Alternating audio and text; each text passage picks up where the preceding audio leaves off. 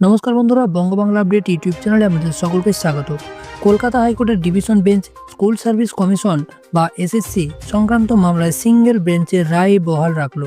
এর ফলে 2016 সালের নিয়োগ প্রক্রিয়ায় অযোগ্য বা দাগি হিসেবে চিহ্নিত প্রার্থীরা নতুন নিয়োগ প্রক্রিয়ায় অংশ নিতে পারবেন না। যদি কেউ এর মধ্যে আবেদন করে থাকেন তবে তাদের আবেদনপত্র বাতিল করা হবে।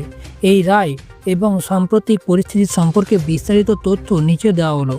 মামলার প্রেক্ষাপট: সিঙ্গেল বেঞ্চের রায় বিচারপতি সৌগত ভট্টাচার্যের সিঙ্গেল বেঞ্চে প্রথমে রায় দিয়েছিল যে 2016 সালের নিয়োগ প্রক্রিয়ায় যে সমস্ত প্রার্থীদের ওএমআর সিটে গরমিল বা অন্য কোনো অবৈধ উপায়ে চাকরি পেয়েছেন বলে চিহ্নিত করা হয়েছে তারা নতুন নিয়োগ প্রক্রিয়ায় আবেদন করার যোগ্য নন।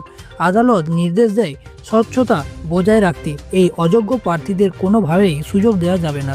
ডিভিশন বেঞ্চে আবেদন: রাজ্য সরকার এবং স্কুল সার্ভিস কমিশন এই রায়কে চ্যালেঞ্জ করে বিচারপতি সৌমেন সেনের নেতৃত্বাধীনে ডিভিশন বেঞ্চে আবেদন করে। তাদের যুক্তি ছিল, সুপ্রিম কোর্ট যখন 2016 সালের গোটা প্যানেলই বাতিল করে দিয়েছে তখন আলাদা করে দাগি ও যোগ্য প্রার্থী হিসেবে ভাগ করা ঠিক নয়।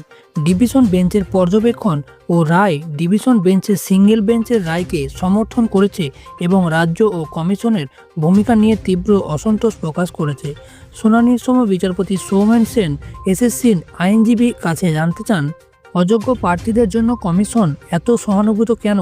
যাদের বিরুদ্ধে দুর্নীতির অভিযোগ কমিশন তাদের হয়ে কেন সওয়াল করেছে? কমিশন কি আদৌ তাদের হয়ে কথা বলার অধিকারী? আদালতের এই কঠোর মনোভাবের পরে ডিভিশন বেঞ্চ জানিয়ে দেয় যে সিঙ্গেল বেঞ্চের রায় চূড়ান্ত এবং দাগি প্রার্থীরা নতুন নিয়োগে অংশ নিতে পারবেন না। এই রায়ের প্রভাব: আবেদন বাতিল: যে 188 জন দাগি প্রার্থী নতুন করে আবেদন করেছিলেন তাদের আবেদনপত্র বাতিল হয়ে যাবে। মোট 1801 জন প্রার্থীকে অযোগ্য হিসাবে চিহ্নিত করা হয়েছিল।